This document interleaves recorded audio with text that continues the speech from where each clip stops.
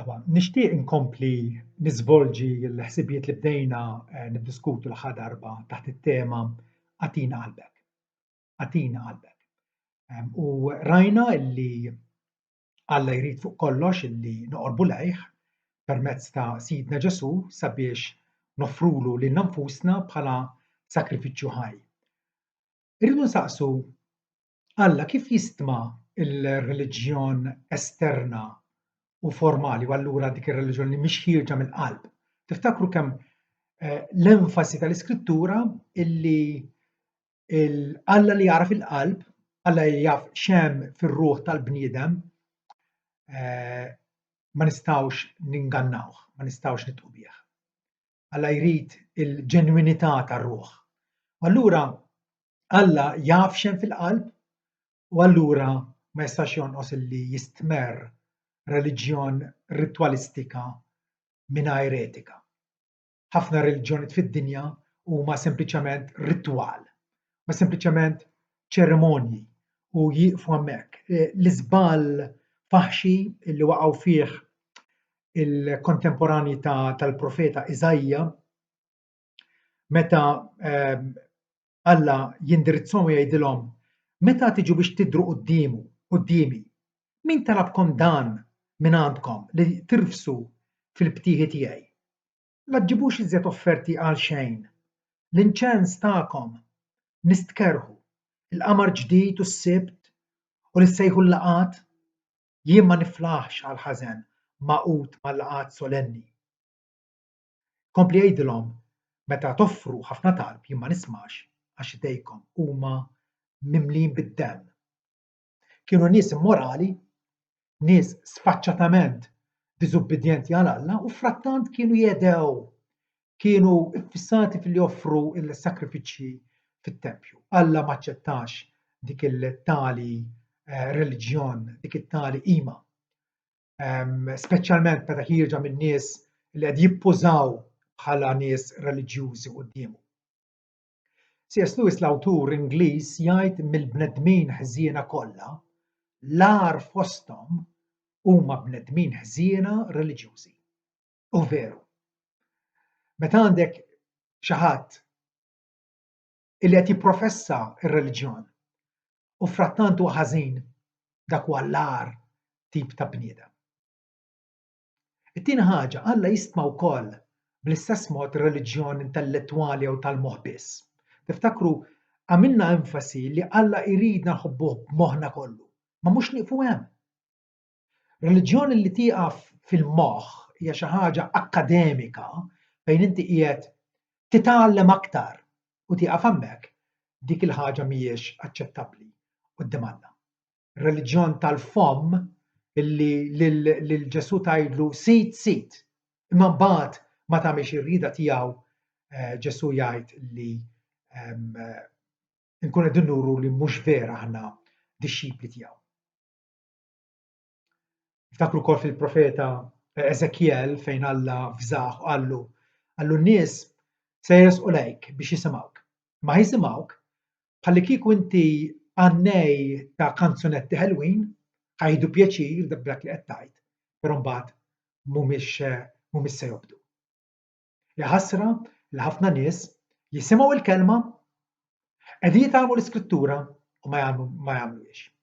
Ġabu jgħidilna li dawn in-nies huma mqarqin fi sħiħ għax m'għandniex biss inkunu semmija imma għammiera tal-kelma.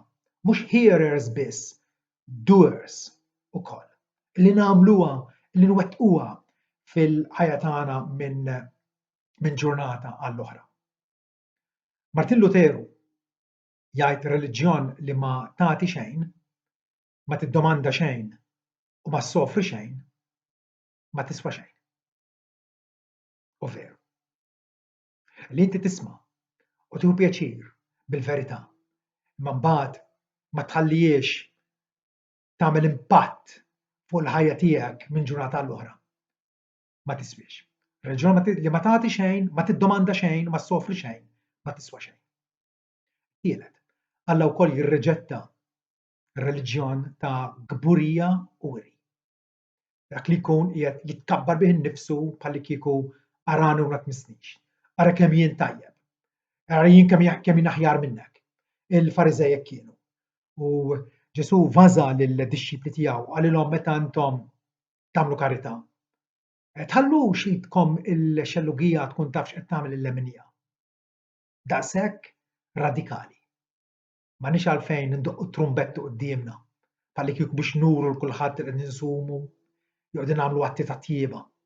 Dik hija sempliċement reliġjon ipokrita. Reliġjon ta' reklamar tiegħek innifsek. M'intix qed tfittex is-sebħ ta' Alla, m'intix qed tfittex il-glorja ta' Alla li hu jieħu t-tifħir u inti sempliċement tinħeba warajh. Ħaġa oħra, Alla wkoll jobgħod reliġjon legalistika. X'inhi reliġjon legalistika? Il-legaliżmu huwa meta inti taħseb jew tassumi li tista' tagħmel xi ħaġa biex biha tirbaħ il-favur ta' Alla. Meta nafu li Alla diġà ħabb il-bniedem, meta konna għadna midinbin Kristu miet għalina, meta konna għadna imbedin minnu Alla fittixna. Alla ħabb id-dinja, x'inhi d-dinja? Huma n-nies fl-istat bidneb tagħhom, nies f'ribellioni kontrih. Alla ħabna hekk li ta' l-ibnu l-waħdieni anke minn qabel ma twelidna, anke minn qabel ma żistejna biex ikunu il-mezz li bih naslu biex Alla jilqana fil-favur tiegħu. Reliġjon legalistika taħseb illi wieħed jista' jagħmel atti tajba biex bħalli kieku jikseb il-punti mingħand Alla illi allura imbagħad għandu dritt mingħand Alla biex jaħfirlu. Dik hija reliġjon legalistika illi l-Bibbja tistmer għaliex tgħid li aħna salvati bil-grazzja permezz tal-fidu ma dan mhux minnkom infuskom, dan huwa din hija għotja mingħand Alla, mhux mill-opri biex ħadd ma jiftaħar. Imbagħad ukoll Alla jikkundanna wkoll kull għamla ta' reliġjon oħra illi twarrab kelmtu fit-totalità tagħha. Alla tagħna kelmtu wala jridna li nagħtu kasa kollha kemm hi mingħajr ma nżidu jew nibtu xejn. Din hija importanti għaliex dan il-prinċipju li aħna nafuh bħala sola Skriptura. Dak li Alla kellimna ejjew nisimgħuh. Dak li Alla kellimna ejjew nobduh. U m'għandna ebda jett li aħna nżidu nissupplimentaw ma' dak li huwa diġà tagħna. Dan huwa l-iżball kardinali tal-Knisja Kattolika Rumana. Illi mal-Iskrittura żiedet patafjun ta' tradizzjonijiet, festi, affarijiet illi mhux tfittixhom fl-Iskrittura ma jeżistux. Alla ma jridix dik il-ħaġa. Imma wkoll Alla ma jridniex li nneħħu jew ninsew dak li huwa qal ripetutament fl-Iskrittura li għandna nagħmluh bħalli kieku aħna ma nagħtux kasu. Każ klassiku fil-Knisja Kattolika Rumana hija li taċċetta u tippromuovi l-użu tal-istatwi fil-qima u d-devozzjoni meta Alla kategorikament jgħid fit-tieni kmandament la tagħmel ebda ġbija minqux għalik taħweġ fis-sema fl-art jew taħt l-art. La tmilx qudiemhom u la tqimhomx għax jien il-moral tiegħek Alla jur li nħallas ħażel missirijiet fl-ulied sat-tielet u r-raba' nisel ta' dawk li jobgħoduni. Imma nagħmel ħniena sal-1000 nisel ma' dawk li jħobbuni u jħarsu l-kmandamenti tiegħi. Hawnhekk naraw kemm nistgħu niżbaljaw faċilment. Ejjew nisimgħu kelmtu u insoddu widnejna għal l-ideat umani u l-invenzjonijiet tal-bnedmin. Ejjew nikkonsidraw issa l-aħwa fil-ħin li fadlilna. F'xiex tikkonsisti l-forma jew l-essenza tar-reliġjon. Rajna dak it-tipi ta' reliġjoni li Alla jobgħod, li Alla iwarrabhom, jikkundannahom, imissa il-qofol tar-reliġjon aċċettabbli quddiem Alla x'inhi? Il-qofol tar-reliġjon jikkonsisti l-hawnhekk fit-tarif tagħna. Li nkunu nafuh u nirrikonoxxuh u nagħtuh il-kunsens ta' qalbna. Li qalbna noffru ilu, niftakru il-motto ta' Calvinu, motto ta' bilħaq sabiħ li jixtaq li nadottawh għal ħajja tagħna. Ja Sid, qalbi jiena noffrilek fil-pront u sinċerament. Dan huwa l-obbligu li jorbot lil kull bniedem. Mhux kulħadd qiegħed jagħtih qalbu lil Alla. Il-Kristjan jagħtilu b'rispons għal għat-turija ta' imħabba infinita li Alla wera magħna. Jiġifieri, il-Kristjan jara fid-dmir illi jgħix għal Alla f'kull ħin u f'kull post, fil-ħwejjeġ kollha b'dak kollu li hu u li kapaċi jagħti. Għaliex? Għaliex Alla Trinità huwa unikament Alla u jistħoqlu id-devozzjoni tagħna, l-obbedjenza tagħna kull ħin u kull mument. Ma tittina ħaġa, meta nitkellmu dwar l-essenza tar-reliġjon, din hija miġbura fir-rivelazzjoni tar-rieda ta' Alla bħala l-prinċipju regolattiv illi bih kull bniedem bħala għaddej jeħtieġ li jkun inkaġġat. Il-prinċipju regolattiv huwa sempliċi. Dak li Alla għallimna biex nagħmluh nagħmluh. Dak li Alla huwa siket dwaru u ma qallimniex biex nagħmluh ma nagħmluhx. Huwa importanti. Altrimenti ir-reliġjon tagħna ssir karnali, issir sempliċement mibnija fuq l-ideat tal-bniedem aktarx milli fuq il-rivelazzjoni divina, ċoe fuq l-iskrittura mazza. Minn hawn toħroġ id-distinzjoni bejn reliġjon safja milquha quddiem Alla u reliġjon korrotta li Alla jobgħod. F'Iżajja 8 vers 20 naqraw propjament hekk. Għal-liġi u għax-xhieda jekk ma jgħidux kliem bħal dan, ikun għax m'hemmx dawl tas-sebħ fihom. Kull darba l-appell tagħna għandu jkun għal-liġi u għax-xhieda. Eżattament kif irraġuna Sidna Ġesu Kristu man-nies ta' madwaru meta matul il-ministeru tiegħu. Kemm il-darba qalilhom xi tgħid l-Iskrittura? Meta saqsaw fuq id-divorzju, x'qalilkom wasa? Hija l-Iskrittura li tħoll u torbot f'kull kwistjoni, f'kull qasam ta' ħajjitna, altrimenti ir-reliġjon tagħna ssir inaċċettabbli quddiem Alla. Charles Hodge, il-teologu Amerikan, jgħid din hija reliġjon vera li tapprova kull ma japprova Alla, tobgħod kull ma jobgħod hu u titaxxaq f'kull ma jitaxxaq fih hu. Ekku, illi nwarbu dak li Alla jwarrab, nilqgħu dak li Alla iridna illi nilqgħuh. It-tielet ħaġa meta nitkellmu dwar reliġjon aċċettabbli, il-qalba tar-reliġjon tidher fil-kunsens attiv mar-rieda ta' Alla. Li jiena nagħti l-kunsens tiegħi, li jiena rrid mhux għax imġiel, mhux għax jaqbilli, imma għax irrid, għax naf li dan ikun ta' sebħ, ta' onur, ta' ġieħ lil Alla l-ħalliq tiegħi, Alla s-Salvatur tiegħi ukoll permezz ta' Sidna Ġesu Kristu. U allura dik il-qalb li tfittex li tesegwixxi r-rieda t'Alla, li tagħmilha. La volja ikun hemm prezz, Ġesu jafżana u jgħidilna li jekk xi ħadd irid tkun dixxiplu tiegħi irid l-ewwel nett jgħodd in-nefqa.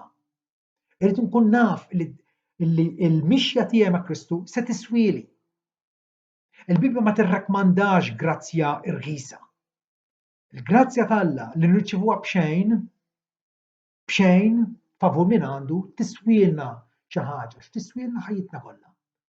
Imma aħna volontarjament narfu illi dan huwa r-rispons, din hija tweġiba loġika tagħna għall-imħabba insuperabbli t'Alla li huwa wera magħna.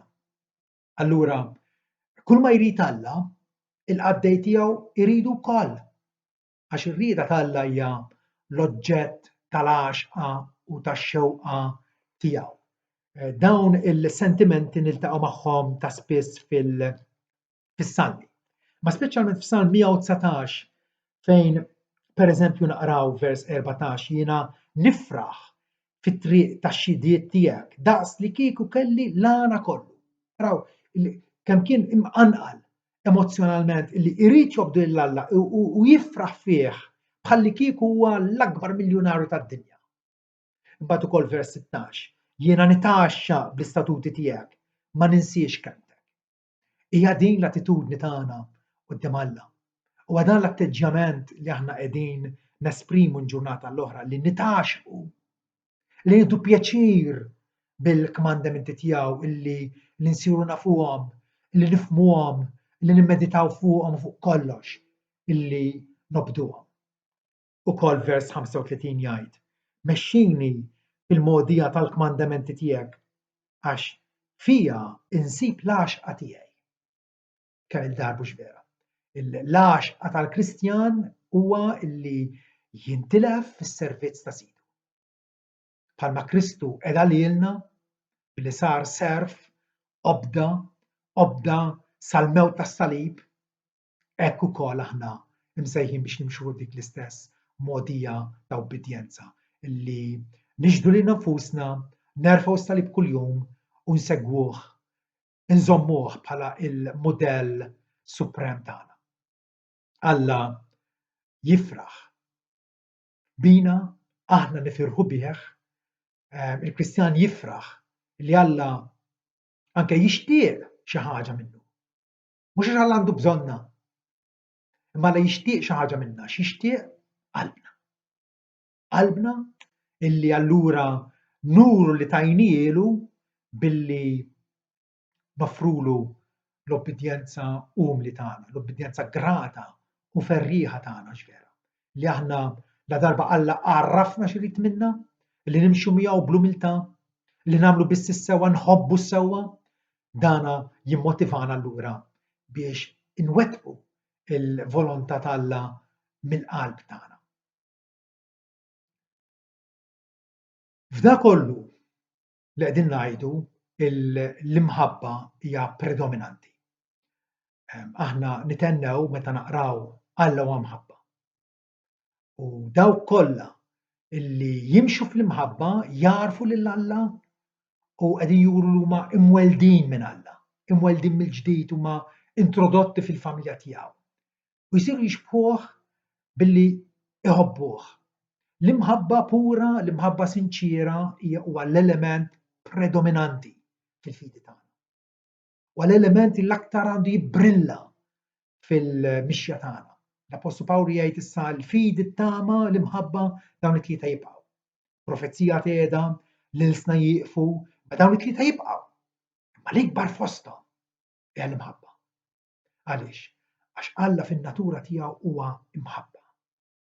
U nsiru nixbħuh l-aktar meta nitalmu nħobbu, meta nitalmu nservu, meta nitalmu nagħtu lilna nfusna bilan tajjeb illi lin-nies ta' madwarna intejbuhom, ninkoraġġuhom, insaħħuhom spiritwalment. Fir-reliġjon li ssib l-approvazzjoni tagħna l-imħabba lejh u lejn il-proxmu tiegħu hija evidenti, mhux biss evidenti, ma hija wkoll essenzjali. Hija essenzjali. Fil-ġabu jgħidilna illi ir-reliġjon safja u milquha quddiem Alla, reliġjon bla teba quddiem Alla, il-missier hija din li żżur il-tima u r-romol fil-hemm jew fl-inkwiet tagħhom u li żżomm lek innifsek bla teba mid-dinja, mill-ideat tad-dinja illi nisimgħu dwaru, ma ħlhomx jinfluwenzawna ma aktarx nimmodellaw ħajjitna fuq il-kelma imqazza tagħna. L-imħabba lejn il-proxmu, ma wkoll l-imħabba lejn Alla. Li jiena nkun attirat lejh, li nkun miġbud lejh, li nkun bħal dak iċ-ċerv fid-deżert illi bilaċċa l-ilma. Il-ħsieb tiegħu huwa biss li jsib in-nixxija tal-ilma biex jixrob u jissodisfa ruħu. Martin Lutero jgħid il-reliġjon hija kwistjoni ta' pronomi personali, ċoe hija iċċentrata fuq il-kapaċità illi ngħid lill-Alla Alla tiegħi u nkun naf li Alla jgħidli iben tiegħi. Hemm dik il-jien u int, Int u jien. Alla tiegħi, jien ta' Alla. Din hija relazzjoni li Alla iridna li aħna nikkoltivaw fina, illi nersqu lejh b'qalb devota. L-antiki kienu jitkellmu ħafna dwar il-cognitio Dei. Il-Latin cognitio Dei tfisser it-tarif t'Alla.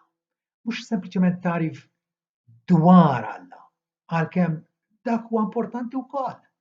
Importanti nkunu nafu li Alla ħalaq is-semawit u l-art u kull ma fihom. Importanti li nkunu nafu li Alla huwa wieħed fit-tliet persuni, distinti minn xulxin, il-Missier, l-Iben u l-Ispiritu Santu.